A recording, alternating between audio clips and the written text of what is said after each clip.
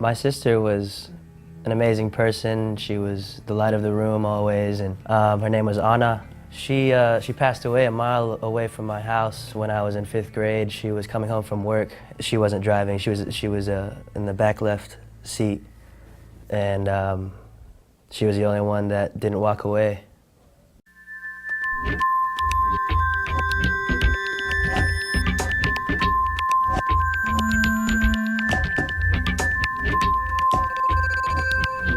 I just remember coming home from school. I just thought I was going home, got released early, and I was smiling because I was so excited to get home from school because all I ever wanted to do was go home and play guitar or go to the golf course. When I heard this weird noise from inside, and it sounded like everybody was weeping, and it started clicking that something was terribly wrong, and my dad told me, and he sounded, I'd never heard any kind of noise come out of his mouth like that.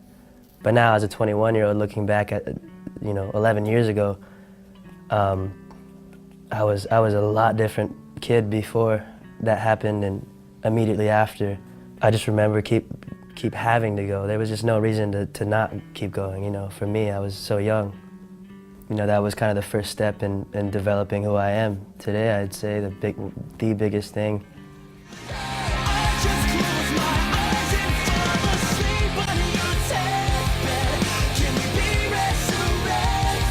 Looking back on it, I can see the huge change in my father, and he would get terrible nightmares, and then he'd wake up and just start bawling. It was like haunting him. He would never come out and say anything to show any weakness in him because he felt he had to lead by example.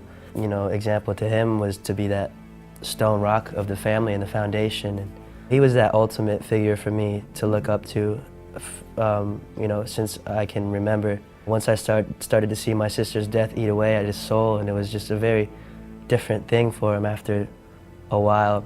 Eventually, all those issues built up, and it's a snowball effect, and it keeps going, and then it's all of a sudden a hurricane and inside of you, and you make a quick impulse decision.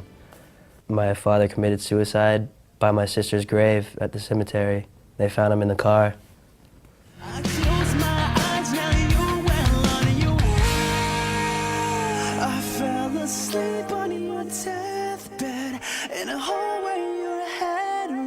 There was a huge twist in my perception of who my father was. It was the complete 180. So my whole world,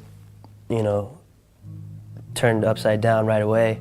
Everything kind of toppled, my whole belief system and everything that I knew as truth, and all the green grass on the other side started to wither up, and everything was different.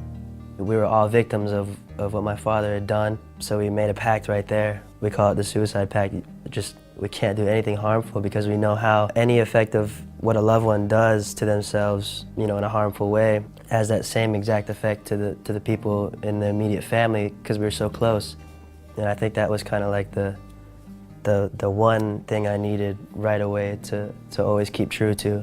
I just had to turn to some alternative thing, and creativity was the best way for me early on to just vent.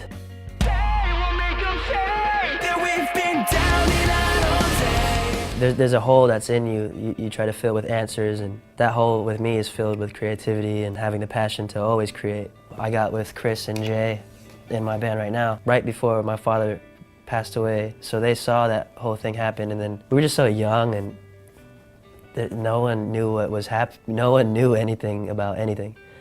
So that was the best part. It was like this innocent way of releasing, which has become the band now.